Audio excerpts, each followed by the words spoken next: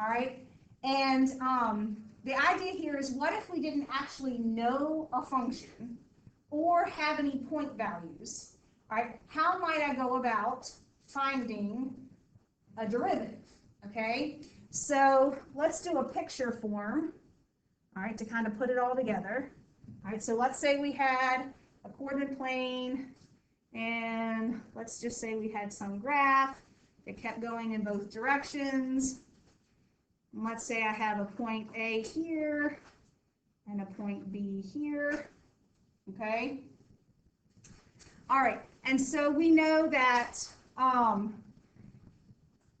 let's say I wanted to find the slope between those 2 points, but all I knew is that this had some sort of x value, and so this was an f of x value. All right, so I'm kind of, you remember, I know this was the last asynchronous day I asked you to watch those videos, and they talked about the change in x. What they call the change in x?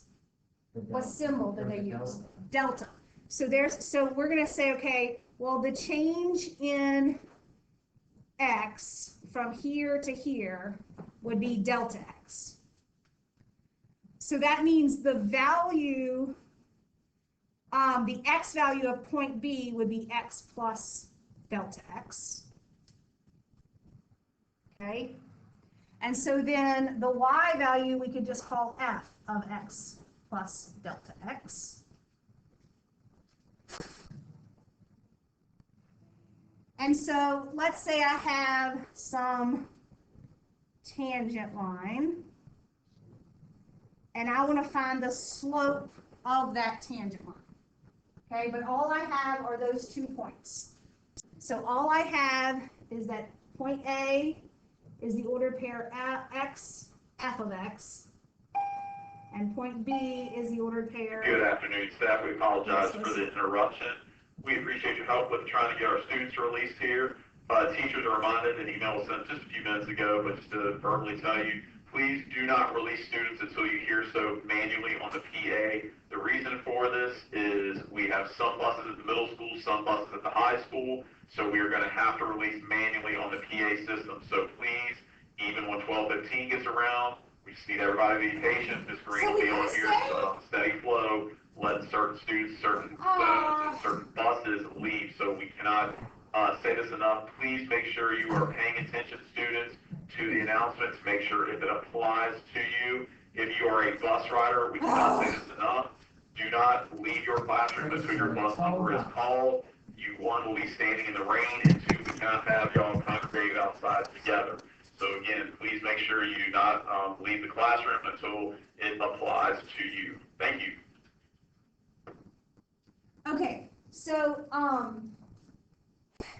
if I want the slope of the tangent line, we can approximate it with the slope of what?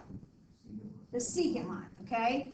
Now, if the 2 points, A and B, were to get closer and closer together, then my secant line would be a better approximation of my tangent line, right? Mm-hmm. If I could move these 2 points somehow closer and closer together, right? And the closer and closer I got them, all right? So if I'm moving them closer and closer together, this change in x would be getting smaller and smaller and smaller.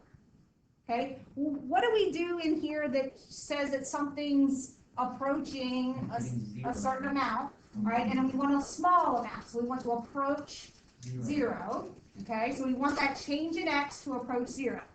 So if we take the slope of the secant line, how would we write that as a difference quotient? What would that look like? F of x. Well, technically, you usually do b minus a, right? Oh, well, it might be. So it would be f of x plus delta x minus f of x. So that's the difference in the y values. And then I would fill in with the difference in the x values. Okay? So that would give us the slope of the secant line, right? Well, if I move those 2 points closer and closer together, all right, so this is slope of secant line. If I move those 2 points closer and closer together, then the delta x, the change in x, gets closer and closer to 0. So we can show that by taking a limit as delta x approaches 0. And when I rewrite my difference quotient, I am going to simplify the denominator a little bit.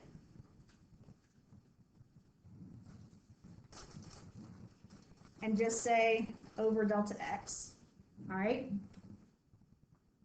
And now we have the slope. Attention students and staff, the following students are released if they are riding a bus, so please listen. The following bus riders are released across the street and on today's campus. We need bus 22, bus 12, bus 17, bus 21, and bus 4. You are released.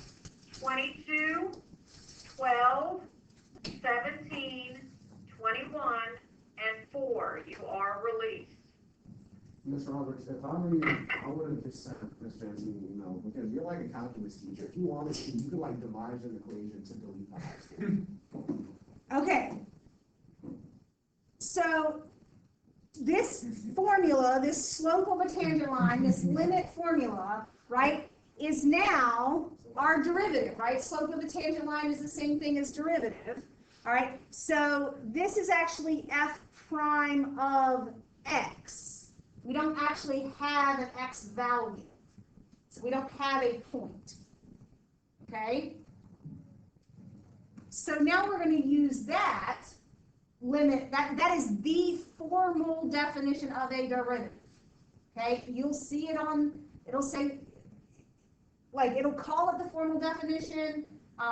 You might even see it on the AP exam referred to as the formal definition. All right, but Attention, riders of bus 15. Bus 15, you are released. Bus 15, you are released. all right, so what I want us to do is I want us to use this definition to find the derivative of f of x. Okay, so it's not at a point. And here is my f of x.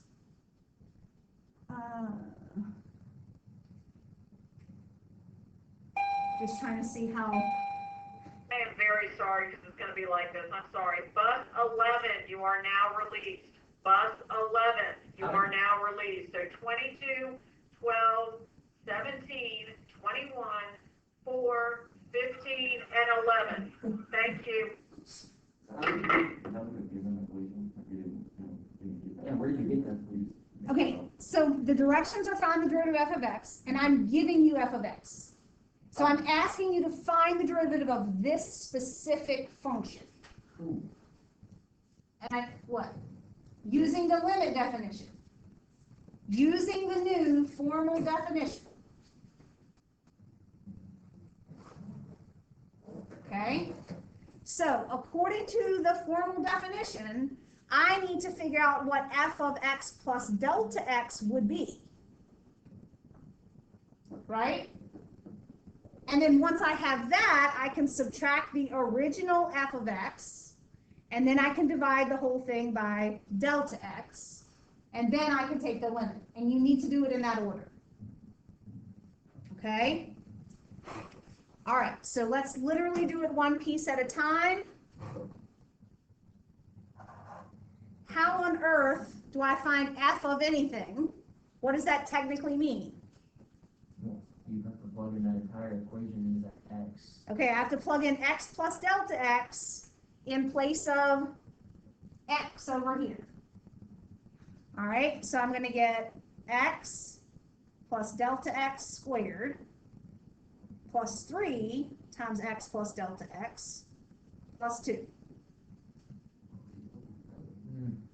And I need to simplify it, Not bad. right?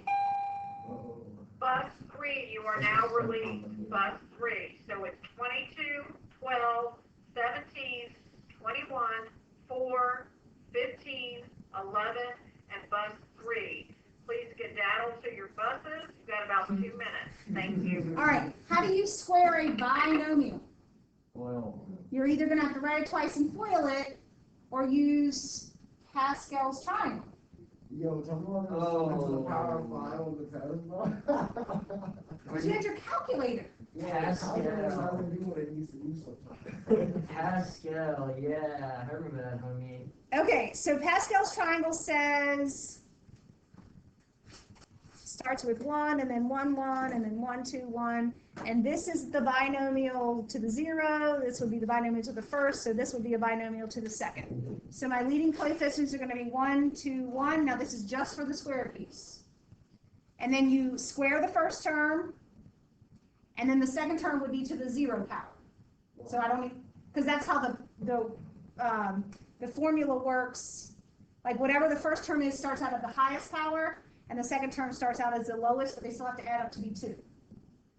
And then for the next one, the first term goes down a power, and the second term goes up a power, until you keep going, and the first term is at the 0, and the second term is at the second.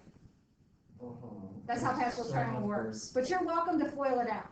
It's- All right, so let me show you real quick what you get after you FOIL. All right, you should get x squared plus 2x delta x. They are two completely different terms. Plus delta x squared. Then I still have to distribute the 3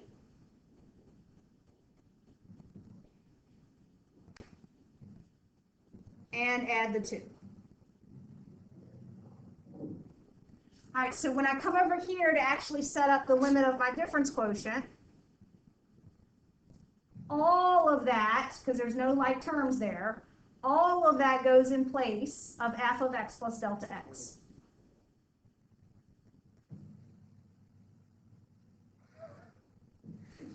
Yo, this copy's on the end of the year. Why do we use this method? Like, is So that you can appreciate the rules when we get there. But you have to understand the whole idea of a derivative is based on a a limit. limit, yeah. That's what this is showing. But like, Right. are they gonna be picky about that on the AP exam? Well, it'll show up in the, like, it's more of a, like, can you recognize that they're using the formal definition? It's not like on a free response, you will have to use the formal definition. So it'll show up in the multiple choice. All right, now, from that I have to subtract, according to my difference quotient, the original f of x. So I'm going to subtract, and you better use parentheses here, the x squared plus 3x plus 2. And I'm going to have to divide the whole thing by delta x. Are you recording? Yeah, I actually am recording. Okay, good.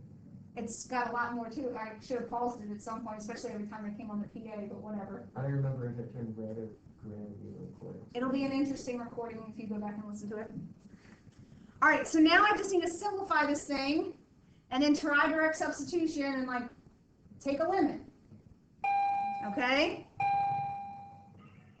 Attention students, if you are a driver or you are being picked up, you are released. All right, you're almost done. Drivers Hang with me. and students that are getting picked up in the front, you are released. Please don't forget to pick up a meal.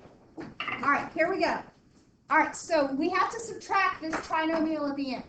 Well, if I subtract x squared, what's going to happen to the x squared up here? Aren't they going to cancel? Mm-hmm. And then I have to subtract 3x, but it should cancel with the other 3x. And then I have to subtract the 2, and so that should cancel. So that leaves us with a limit as delta x approaches 0 of 2x delta x plus delta x squared plus 3 delta x. All right, so we're getting better. Right, because direct substitution will give us 0 over 0, but you should be able to reduce a delta x out of all pieces. Okay? So we're gonna cross one out of everything, just as a shortcut way to get to the end here. And then we have 2x plus delta x plus 3. But we still have to take the limit of it, using direct substitution. It's 2x plus 3. Good. And we're substituting 0 in place of delta x. And so we have officially found the derivative of the function without having a point to plug in.